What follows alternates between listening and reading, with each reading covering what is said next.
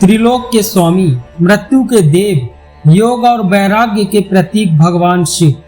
पर क्या आपने कभी सोचा है इस महायोगी के जीवन में प्रेम कैसा था?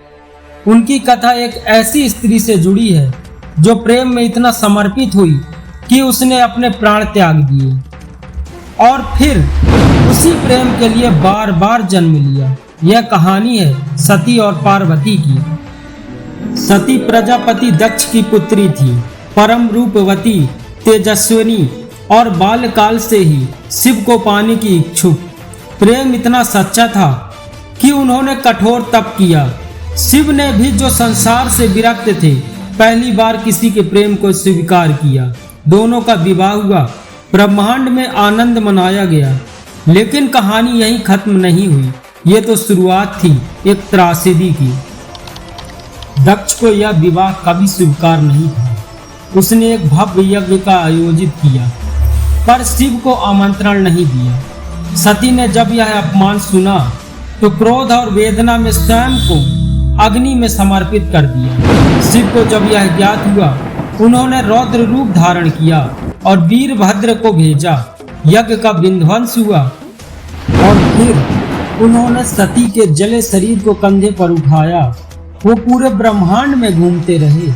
जहां जहां सती के अंग गिरे, वहां वहां शक्ति पीठ बनी। यह शिव के प्रेम की पराकाष्ठा थी। शिव हिमालय चले गए, समाधि में बैठ गए, हजारों वर्षों तक मौन रहे। उधर सती ने पार्वती के रूप में पुनर्जन्म लिया, हिमवान और मैना की पुत्री बनकर। उनका उद्देश्य केवल एक, पुनः शिव को पाना। पार्वती ने कठोर तपस्या की, भोजन तक नहीं किया, केवल वायु और पत्तों पर जीवित रही।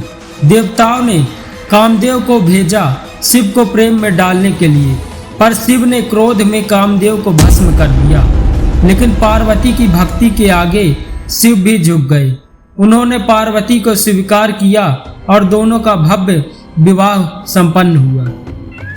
भगवान शिव और माता पार्वती के दो पुत्र हुए, कार्तिकेय जिन्हें युद्ध का देवता कहा जाता है और भगवान श्री गणेश जिन्हें विघ्नहर्ता कहा जाता है। कई बार पार्वती ने रौद्र रूप धारण किए, जैसे काली, जो राक्षसों का नाश करने के लिए उत्पन्न हुई। जब वो युद्ध की धुन में बेकाबू हो गई, शिव उनके चरणों में लेट गए। तभी काली ने उन्हें देखा और शांत हुई।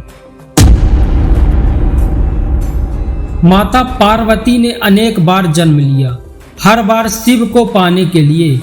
वे नौ दुर्गा है, त्रिपुरा सुंदरी है, भवानी है।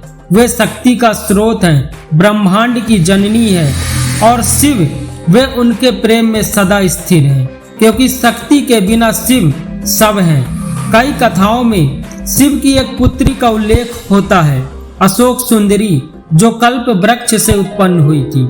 कुछ किंवदंतियां शिव की बहन विष्णुला या अष्टा का नाम भी लेती हैं, परंतु ये सभी रूप शक्ति के विस्तार हैं। भगवान शिव सृष्टि के पूर्व भी थे, प्रलय के बाद भी रहेंगे। वो महाकाल हैं, जो समय के भी स्वामी हैं।